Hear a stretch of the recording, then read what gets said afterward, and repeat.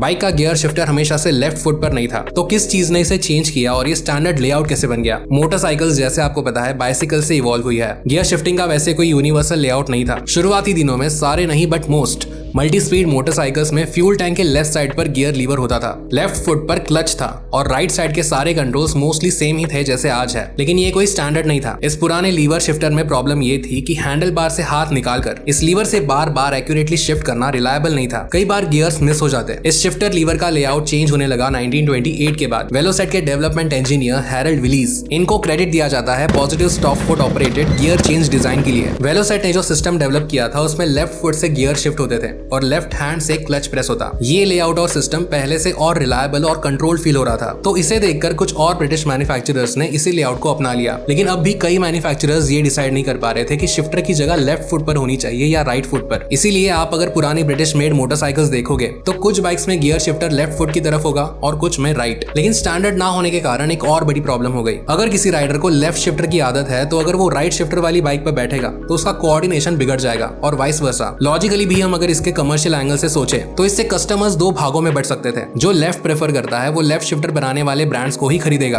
और राइट वाले राइट को। और अगर ब्रांड्स को दोनों को सर्व करना है तो उनको एक ही वेरिएंट की bike left shifter right shifter दोनों वेरिएंट्स में लॉन्च करनी पड़ती। तो स्टैंडर्डाइजेशन की बहुत जरूरत थी और रोड पर कोऑर्डिनेशन खराब होने के पॉसिबिलिटी के कारण ये एक सेफ्टी इशू भी हो गया। इमरजेंसी में अगर किसी राइडर को कोई ऐसी बाइक मिल जाए जिसके कंट्रोल से वो फेमिलियर ना हो तो वो एक बड़ा रिस्क हो सकता है। इसीलिए 1970s में यूनाइटेड स्टेट्स ने FMVSS number 123 motorcycle controls and displace को इंट्रोड्यूस किया। इसका मोटिव था राइडर एरर से हुए एक्सीडेंट्स को कम करना जो स्टैंडर्डाइज्ड कंट्रोल्स ना होने के कारण हो रहे थे। इससे अब बाइक के कंट्रोल लेआउट्स को स्टैंडर्डाइज करना जरूरी और लीगल हो गया। अब क्योंकि यूएस में ऑलरेडी मेजॉरिटी ऑफ लोग लेफ्ट फुट पे शिफ्टर यूज कर रहे थे तो स्टैंडर्ड भी लेफ्ट फुट एज शिफ्टर बना। यूएस ने पूरी दुनिया में इस रूल को अप्लाई नहीं किया, लेकिन जिन देशों को अपने बाइक्स यूएस में बेचने हैं उन्हें ये रूल फॉलो करना कंपलसरी था, तो उन मैन्युफैक्चरर्स ने भी उसी लेआउट को यूज किया। धीरे धीरे बाकी दुनिया के मैन्युफैक्चरर्स को भी यही लेआउट सही लगा और उन्होंने अपने कंट्री में खुद से इसे स्टैंडर्ड लेआउट बना दिया और आज ये लेआउट ग्लोबली हर बाइक पर अप्लाई हो गया है।